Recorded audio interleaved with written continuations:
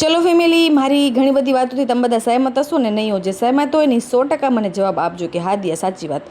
તો ચલો, હું આજે એક દીકરી તરીકે નહીં પણ એક બેન તરીકે વાત કરીશ. મેં કાલે એક વિડીયો અપલોડ કર્યો આ ફાર્મ હાઉસનો, અને હા, આ મારા સગા ભાઈનો ફાર્મ હાઉસ છે, અને એની મહેનતથી અને ઘણા વર્ષોની સ્ટ્રગલથી આ ફાર્મ હાઉસ થયો છે, ને હજી આનો કોઈ જાત અમને નફો પણ નથી મળ્યો. કાલે હું ગઈ હતી તો મને એમ થયું કે મારું આ જે કામ છે મારું યુટ્યુબનું, તો હું શેર કરું. પણ ઘણા લોકોના ઘણા વિચાર હોય. જો હું તમને પહેલાં એક વસ્તુ કહું કે મારા પપ્પાની હાલત બહુ સારી નથી, જેમ કે મેન્ટલી બીમાર રહે છે. તો એક આખી ફેમિલી છે મારા ભાઈની, જેમ કે ભાઈ, ભાભી, મમ્મી, પપ્પા બધાને સાચવવાના હોય, એમાં પણ સાથે હું. મારા મેરેજ ટાણે પણ મારા પપ્પાની હાલત એવી જ હતી, તોય પણ મારા ભાઈથી જેટલું થયું એટલું મને આપ્યું જ છે, અને 100% આપ્યું છે. અને આ કામ પણ કોઈ જૂનું કામ નથી.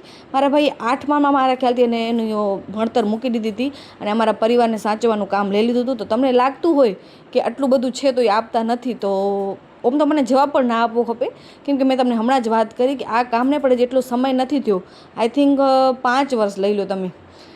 5 વર્ષની ઉંમરમાં, 5 વર્ષની આ સ્ટ્રગલમાં જો એને આટલું કર્યું હોય તો તમે વિચાર કરી લેજો. ને એ બીજી એક વસ્તુ તમારી સાથે શેર કરું કે પોતે અત્યારે રેન્ટ ઉપર રહે છે.